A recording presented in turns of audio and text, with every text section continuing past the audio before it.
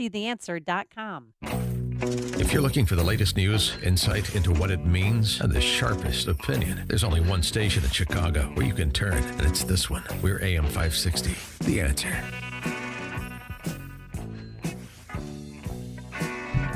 Top of the morning, Dan and Amy. So away we go. Starting in Orlando last night, Trump's reelection rally kicking things off. Highly attended, very charged atmosphere, a lot of energy, including from the president. Yeah, 20,000 plus, including an overflow room, because Dan, he's winning. With your help, with your love and your devotion, and with your drive, we are going to keep on working. We are going to keep on fighting. And we are going to keep on winning, winning, winning.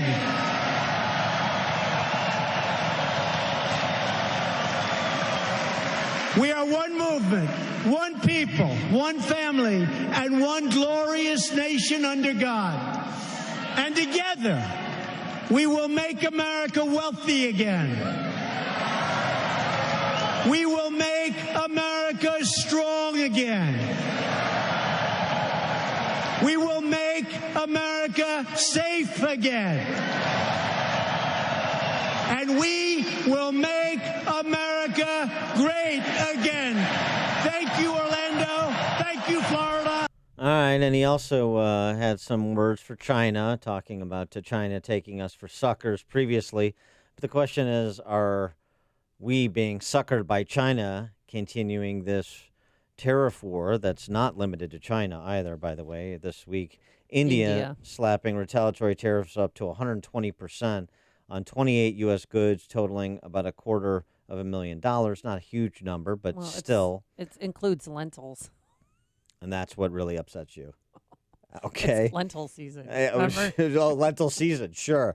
When it was Lent. We're past lentil season I now. like lentil beans. But almonds, apples, chickpeas, walnuts. The point is, you got to get to a low tariff environment as quickly as you can, because to keep America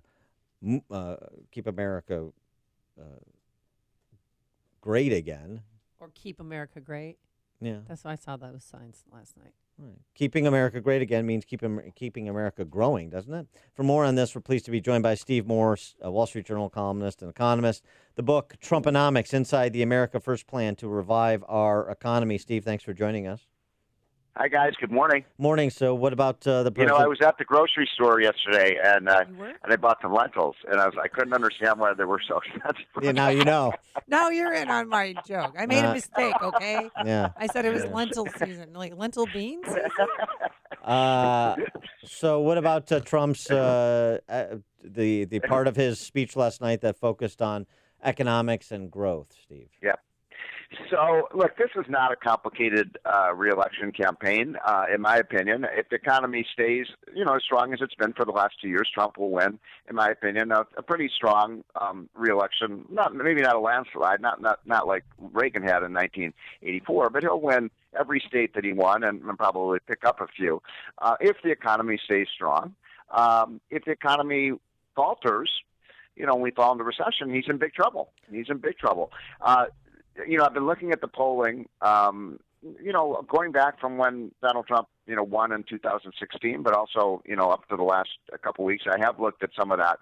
I've actually looked at some of that data that got leaked out, that polling data, the internal data, and it actually is, it's the real stuff, because it wasn't actually meant to be, it didn't have the push polling. And the polling shows Trump is in some trouble. And what it shows is that a lot of Americans don't like Trump. They just don't like his style, and they don't like his, some of the language that he uses. But it also shows that, they like his record. They like the way the country is going. And so, my feeling is if all of a sudden they don't feel like the country is going in the right direction, then he's in big trouble. But people will hold their nose and vote for Trump, especially, by the way, given the incredible weakness of the Democrats, the craziness that's going on the Democrat side. Well, right, so but that's the big summary. But what jeopardizes us in the position of a good economy a year from now? Yeah. So there's two things. One is, what I've been talking a lot about for the last 6 months, which is I do think the Fed is too tight, and I think it's taking some of the oxygen out of the economy. And they're meeting today, and they're going to make a decision about rate cuts, and I hope that they cut rates today. I think it would provide a lot of dollar liquidity in the market and raise growth, and it would help the farmers. It would help. And there's no inflation in the economy right now, so there's no reason not to cut rates. But second of all is what you just mentioned, Dan. I mean, you and I have talked about this week after week. This trade war is certainly hurting the economy, the one with China. Where you and I differ is I think that Trump is doing the right thing here. I mean, I view this as short-term pain for, longer-term gain, that we've been taking just too much abuse from China, and every day their actions become more totalitarian and authoritative. And I really worry about China being a new threat to American national security and also our economic security. And I think Trump has got to prevail here. And I'd make one other thing: whether you like what Trump is doing with China or not, I do think about when Trump came down that escalator 4 years ago and announced he was running for president at Trump Tower. And he made a big deal out of, I'm going to get tough with China. I'm going to, impose tariffs on them if they don't change their behavior. He called it, and he's doing exactly what he said he would do on China. And I kind of, even though I don't always agree with his actions, I kind of admire that he, as president, one thing you got to admit about Trump, he's doing everything he said he would do. Yeah, I agreed. Now, I have a way to solve the trade war. Oh, here we go. Okay. All right. Well, they spoke on the phone yesterday. We're all ears. All right. He spoke with the president of China on the phone. Yeah, they're going to meet and at the then tweeted about it. G7, And they're going to meet at the G20. Yeah, and then the G20, stock market right. went up. Yeah. Well, also because Europe central bank signaled a rate cut. But anyway. No, because they talked on the phone. CEO Tim Sweeney. You know who Tim Sweeney is, Steve? He was profiled in the Journal over the weekend. Tim Sweeney is the CEO of Epic Games, which makes Fortnite the most popular video game in the history of the world. Yep. Okay. I saw the article, but I didn't read it. Yeah, it's a great profile on him. It's actually very interesting. And this would led to Fortnite's explosion. What? There was a problem with Fortnite. A player on the Sony PlayStation couldn't play with another on the Microsoft's Xbox, so they couldn't play together. They couldn't play Fortnite together if they had different systems. So for 6 months Yeah, for 6 months. This was a problem in our household. For 6 months last year, 6 months last year, Tim Sweeney called and emailed the heads of Sony and Microsoft, asking them to do the unprecedented and make their systems work together. And ultimately, he got it done. He got it done. Tim Sweeney should replace Lighthizer and Navarro as the point person for trade policy with China, and I think he'll get it done in 3 to 4 months. This is the can't we all get along? No, this is what I don't know how he did it. I don't know, but he did. If he can do it with Sony and Microsoft, then he can do it with U.S. and China. I think this is a slightly more complicated situation than that, but I like the direction you're going with that, Dan. I just want to replace Lighthizer and Navarro, really. But anyway, I mean, look. I think the problem is that China has become worse. I mean, with each passing week, their behavior gets worse. I mean, you pick up the newspaper every couple of days and you find about computer hacking into our computer systems, the cyber espionage that's going on. I mean, they become an enemy. I mean, I do think that this is a battle that, and maybe tariffs are not the right way to stand up to China, but I'm not so sure what is. I mean, what is the alternative? And people say, oh, we should, take them to WTO and complain. And I'm like, that's ridiculous. That's like going to the United Nations to try to resolve a dispute. And some people say, well, we should just stop imposing the tariffs. And I think that would be the worst outcome. If they don't change their behavior and we back down here, I think it makes China, it emboldens them. Well, wouldn't it be great if we all dropped the tariffs, that we dropped their tariffs, they dropped our tariffs? That'd be... That's where we're trying to get to. Right. Yeah. That'd be good for the consumers. Right, Mr. Moore? Well, there's a big debate going on about how much this has affected American consumers and how much it's hurt China's businesses. And so far, at least, I mean, the indications are that China's getting hurt a lot more by these tariffs than we are. We're both getting hurt by them, but China's feeling the brunt of the effect of the tariffs. They've had to subsidize their businesses, and they've had to, slash their cost to be able to sell stuff with these higher tariff prices. I mean, import costs into the United States have not been rising. which is kind of interesting. So something is going on here.